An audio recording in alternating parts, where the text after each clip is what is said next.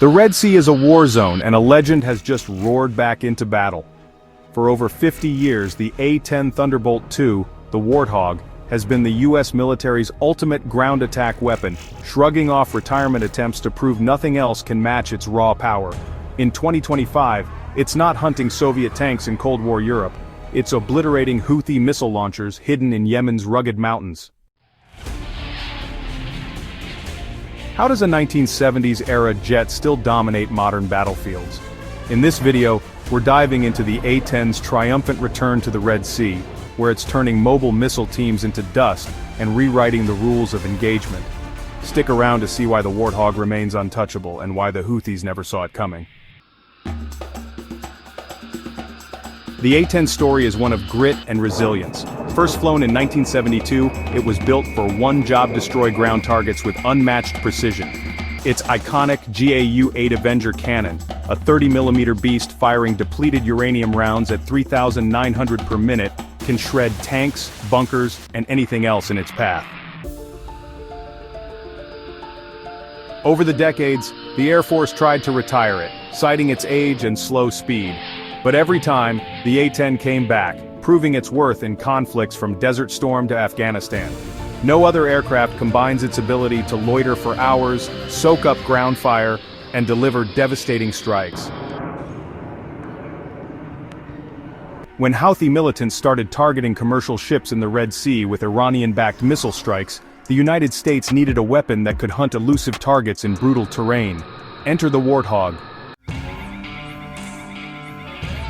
On March 29, 2025, A-10S from the 124th Fighter Wing and 190th Fighter Squadron touched down at Al Dhafra Air Base in the UAE. It was their first combat deployment in 3 years, and they weren't there for a flyover. Their mission: neutralize Houthi mobile missile launchers terrorizing one of the world's busiest shipping lanes. The Red Sea, funneled through the narrow Bab el-Mandeb Strait, sees thousands of container ships pass yearly, carrying goods from Asia to Europe. These slow-moving giants are sitting ducks for Houthi attacks.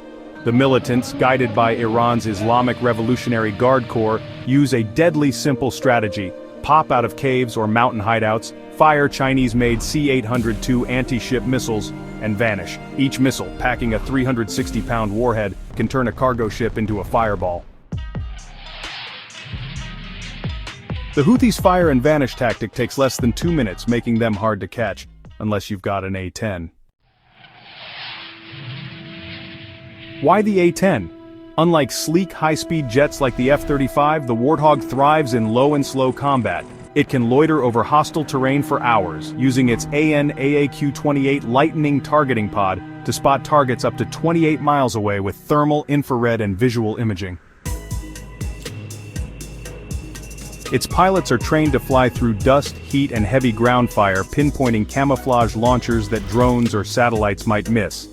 The Houthi strategy relies on speed and stealth, but the A-10 counters with patience and precision. It's the perfect hunter for a battlefield where targets disappear into caves or under tarps. The Houthis' playbook is brutally effective. Directed via Starlink terminals for real-time coordination, they roll out mobile launchers from tunnels or mountain shelters. The C-802 missiles aren't cutting-edge, but when fired in salvos, they're deadly. A surveillance plane picked up Houthi signals prepping a launch. Alarms rang at Al Dhafra, and 2 A-10S scrambled, hitting 420 miles per hour to reach the target in under 20 minutes. Using the lightning pod, the pilots spotted a launcher emerging from a cave, thinking it was hidden. The Houthi radar was offline, knocked out by prior strikes. The A-10S closed to 4 miles and the lead pilot unleashed the GAU-8. In 2 seconds, 260 rounds of 30mm shells, each a pound of armor-piercing fury, obliterated the launcher into smoking wreckage. Mission complete. But the A-10 isn't invincible. Flying low and slow makes it a target for ground fire, especially from Houthi anti-aircraft guns. To counter this, United States commanders paired the Warthogs with EA-18G Growlers from the USS Dwight D. Eisenhower. These electronic warfare jets, armed with next-generation jammers, pump out 270 kilowatts of power, enough to fry enemy radar systems. For context, that's 270,000 times stronger than a cell phone signal. On April 1st, Growlers blinded 3 Houthi radar sites in 15 minutes, clearing the skies for the A-10s to strike without fear. The next day, April 2nd, a satellite detected a thermal signature in Yemen's mountains, a heavy truck where no roads existed. Intelligence flagged it as a launcher. Within 5 minutes, A-10s were airborne. The lead pilot locked on from 26 miles using the lightning pod's infrared, spotting the camouflage target. An AGM-65 Maverick missile, laser-guided and packing a 125-pound warhead, slammed into the launcher, triggering a secondary explosion from its loaded missile. As surviving militants fled in a pickup, the second A-10's GAU-8 fired a half-second burst. 50 rounds turned the vehicle into scrap.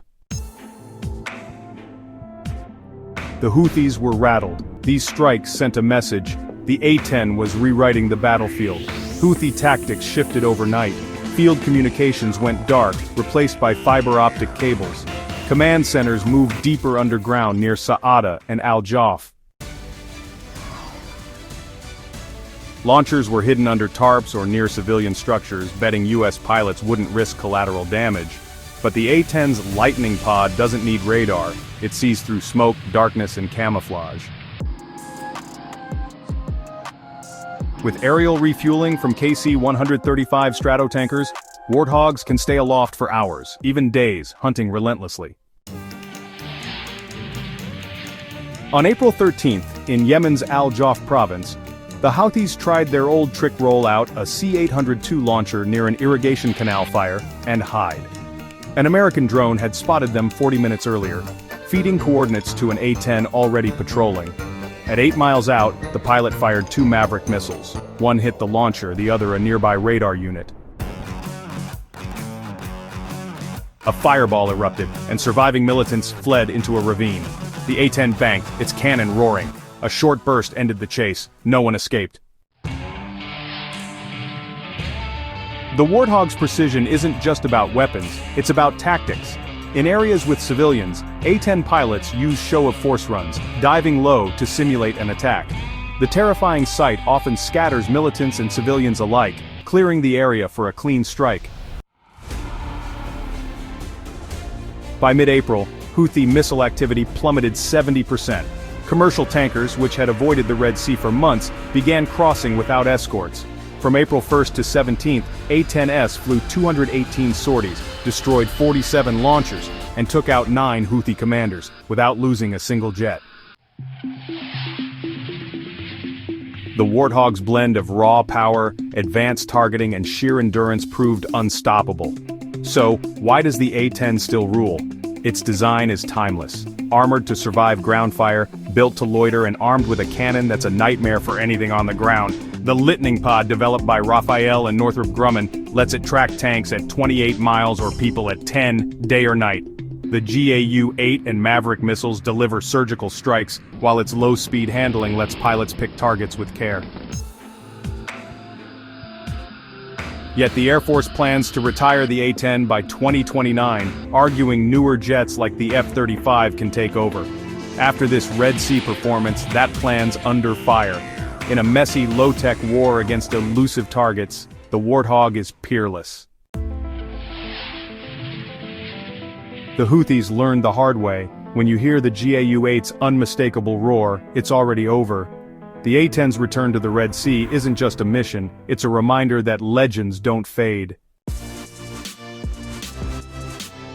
Want to know more about how the A-10 could shape future conflicts, or what's next for US air power?